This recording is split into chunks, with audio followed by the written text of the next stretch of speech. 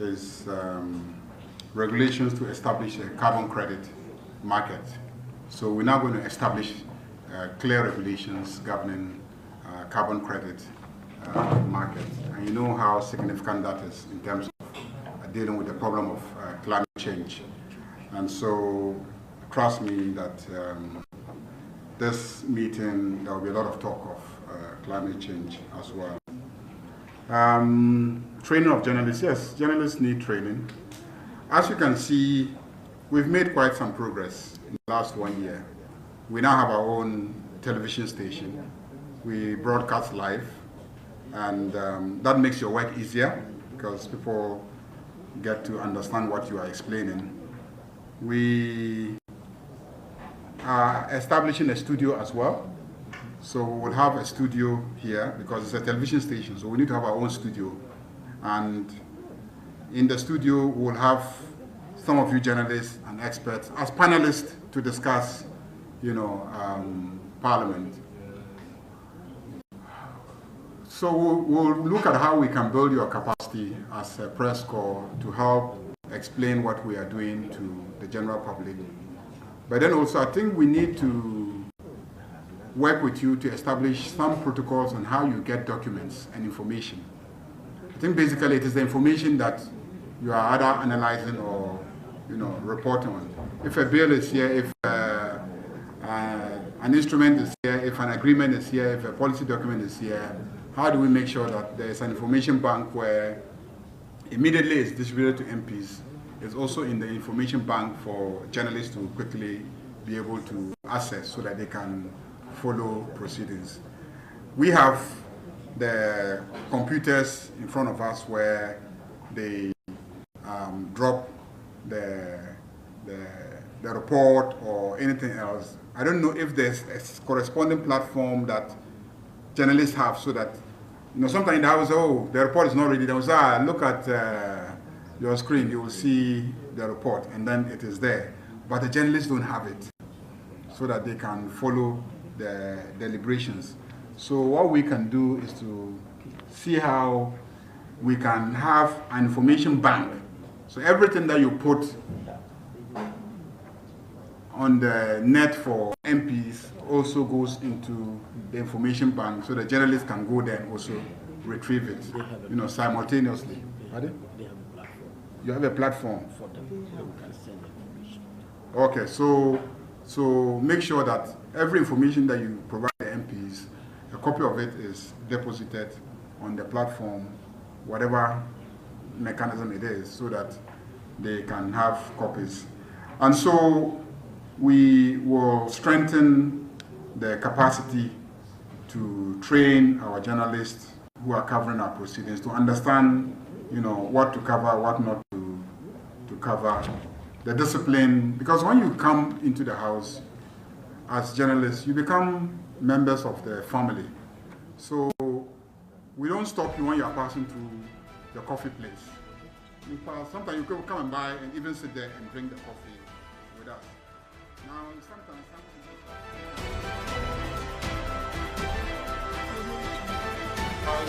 some MPs are eating kinky and then, gari and beans and etc. As a journalist, it will be inappropriate for you to take a photograph of me taking banku and then listen during, so those kind of ethics and whatnot, we need to strengthen. And then, the last time there was a report of a journalist who had taken a screenshot of an MP's phone because where he was sitting, he could see the screen. So things like that, should not be encouraged. And then also sometimes, you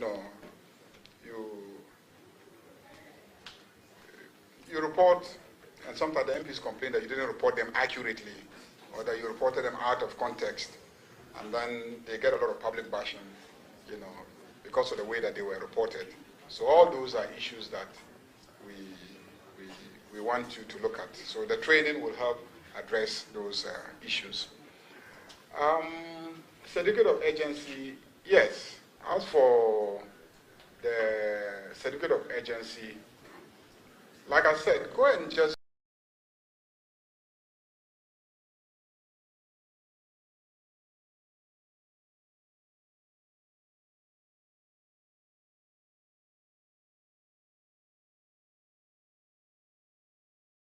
do the analysis, you'll find out that what it does is it waives and abridges time.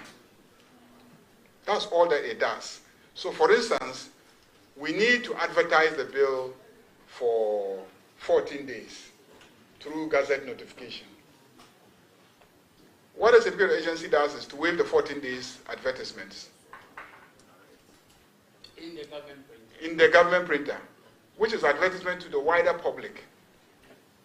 But that's a bill that has already been advertised. And civil society groups that were interested appeared before the committee and then advanced reasons why some changes should be made. Now, those changes have been made to address the concerns of interest groups and civil society. Ordinarily, we should just take it on the floor. But sometimes the amendments can be 200, 300. So you feel that, oh, if we're going to take it on the floor, we'll have to debate 300 clauses. It will waste our time. Since we all agree that these ones need to change, let's take it back, change it, and bring the change one that we've all agreed on. So because we have all agreed on it, that is why you don't see the debate on the floor. It's not that people are not interested in it. No, that's because we have agreed on the changes, and you have incorporated the changes, and then we have brought it back.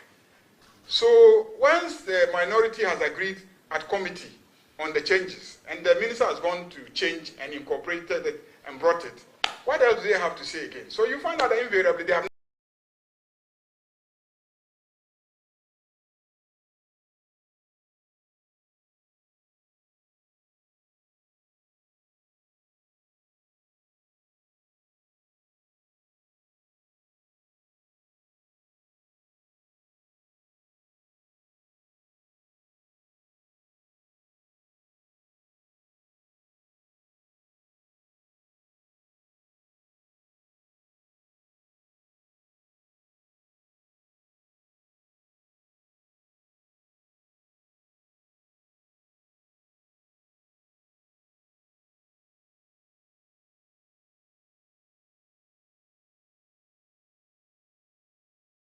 nothing to say.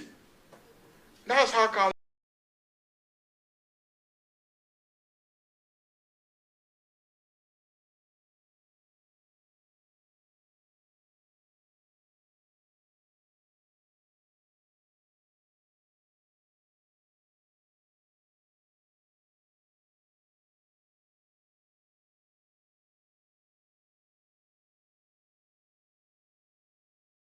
you get it. So a lot of the financial instruments that are tax related, the day we bring it, that day we'll pass an agreement. Usually, when Ghana is late on an international obligation, and then we need to meet the timeline, and we say, look, we must pass this thing, otherwise we are late. We're supposed to have passed this. And so we come and then we take it through certificate of agency. Otherwise, we don't likely accept to take bills through certificate of agency. And then, what was the last question? There was a question about alcohol and then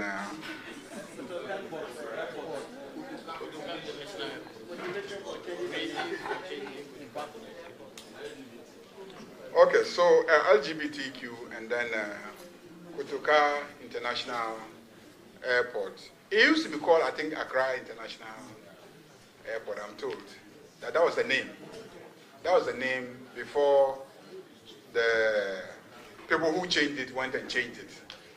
And it is not fair to the people of Accra that, an airport, they've given you land to build an airport, and the airport is named after them, and then you are going to change it and put your name. Well, you didn't give the land for the construction of the airport. So, to honor the people of Accra who gave the land, we're going back to using Accra as the name of the airport. So that's all that it is about. That's all that it is about. So, that's really what it is. That's really what it is. That the thing was called Accra International Airport. So let us go back to, I think that was the name. those of you who are older than me in this room,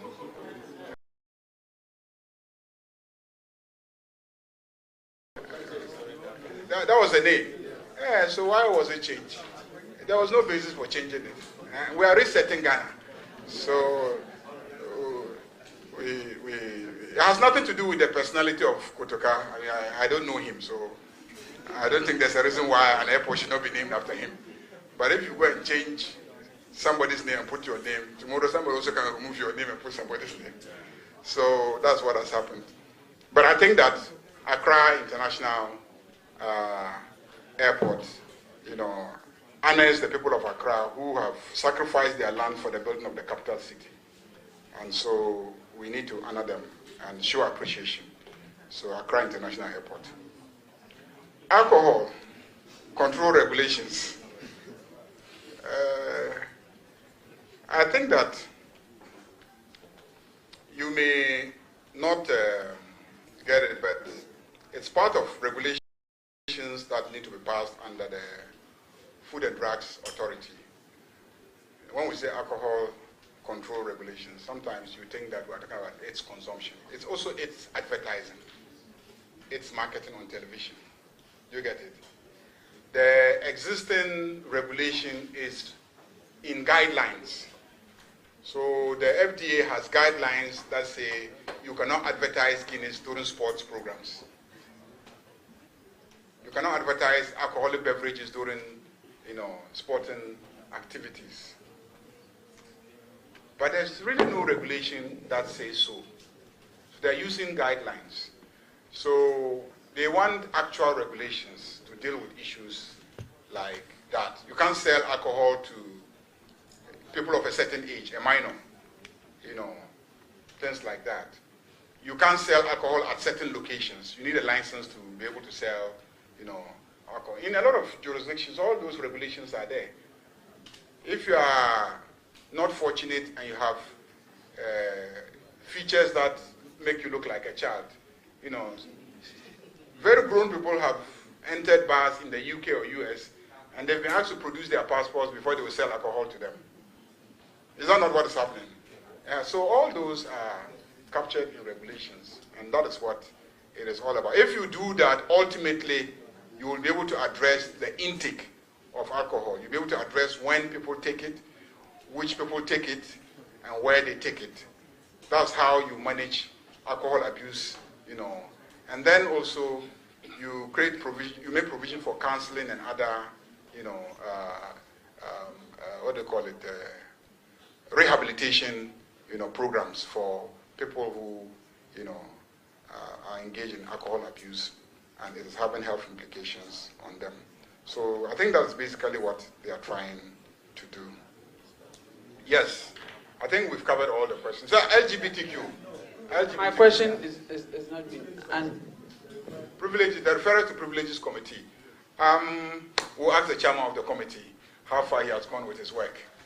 The first deputy speaker is the chairperson of the committee. If you recall, the referrals were done when we were busy with, the budget, and then immediately thereafter we went on recess.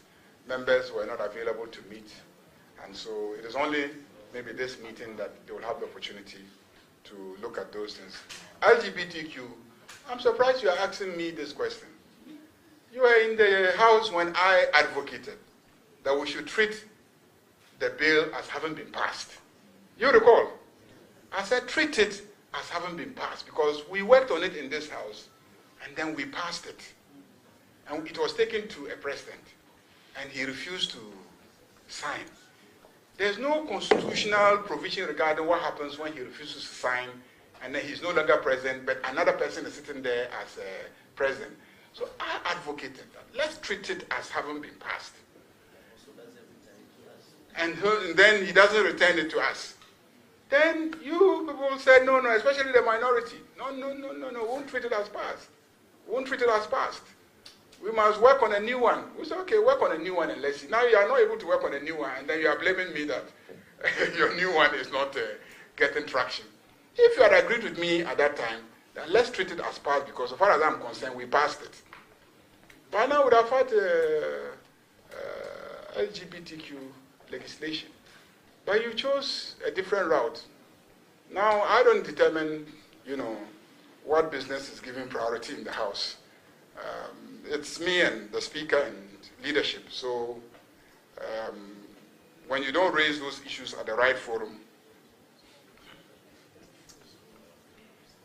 yeah, so those issues, I think that so far as I'm concerned, our side has always been committed to the bill being passed. The President has expressed his readiness to sign it any time that it is passed.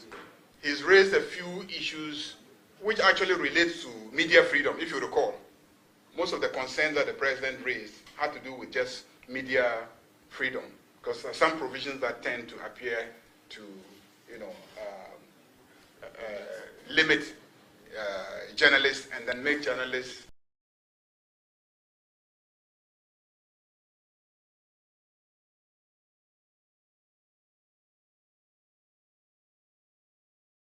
punishable for, publishing certain things. And that was the concern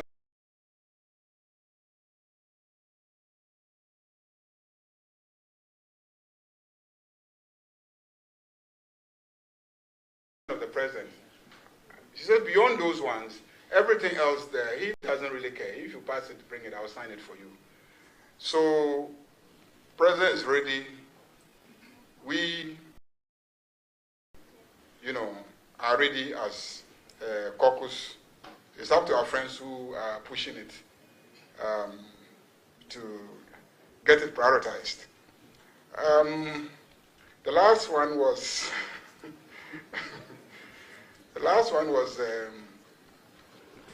a statement made that when I'm not in the chamber, my side, has difficulty debating. That's also not. And everybody else is talking, and then they are pushing things, especially my chief whip. And I'm just sitting there and supporting where I need to. I only come in most of the time when I really think that there is, there's a need to come in and then push the side. But most of the time, it's actually the MPs, the committee chairperson, and their ministers, and then committee members pushing their legislation through. Some legislations have sat through and never even uttered a word, and yet they were debated and passed. So that's also not an accurate report. Pardon? Yeah, so I commend my piece for the work that they do, and I will always be there to support whatever it is that we have to do together. I think on that note, we can... Leader, please, my question was not answered. Which one? I'm here. Yes, I asked a question about what Parliament was doing, what events that have happened, the act of... Oh, yeah, MPs. I thought your question was the same as the referrals to the Privileges Committee. And then also the special committee that was set to investigate the incidents relating to the vetting. I think those are I thought those were the reasons why you were asking that question. Even though you asked in a general sense, those are the facts that support your question. And those were matters we discussed earlier. We discussed that extensively. Like I told you that we will follow up on it, and then also I explained that the referral to privileges, and I'm sure you're talking about the ECOWAS Parliament and then the referral of my colleague to the Privileges Committee.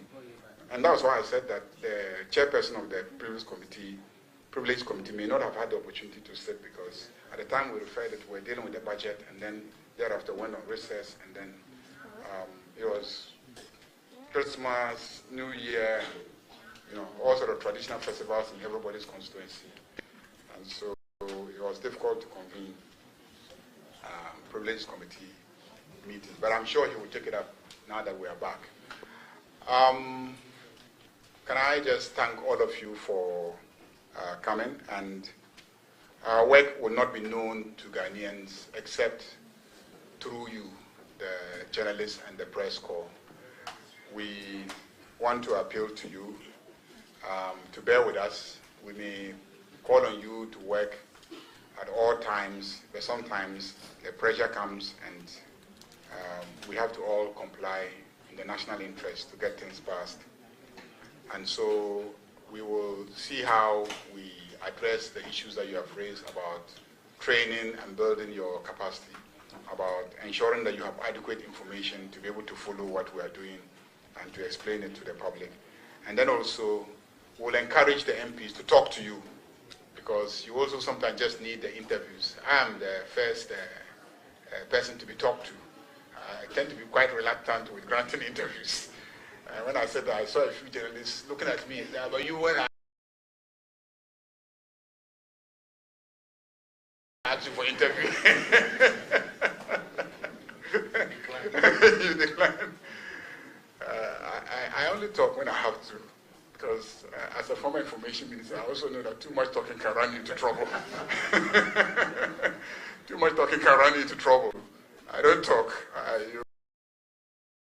It's find a way of goodbye you 100 times without an interview. Because, you don't want to be talking all the time. So, I can see one of you is even flashing me now to remind me of an interview. I can see it somewhere from Joy.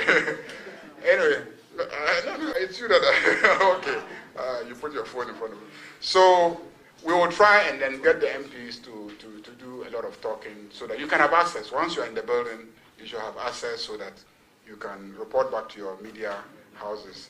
I know they evaluate you based on how many interviews you manage to get of MPs and chairmen of committees and etc.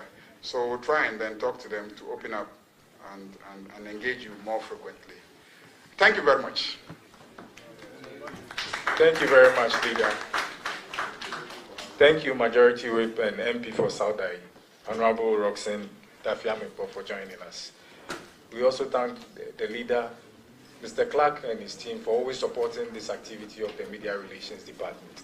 And to our friends in the press corps, you are a veritable partner and we appreciate you. My name is Lawrence Kwatinyeshia, Deputy Director of Media Relations. I call on Usman Alassam to close us with a prayer. Thank you.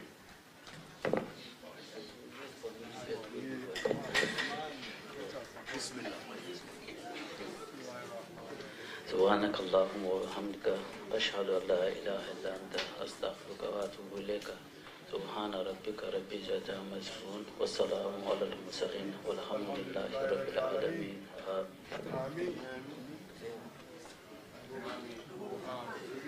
Thank you.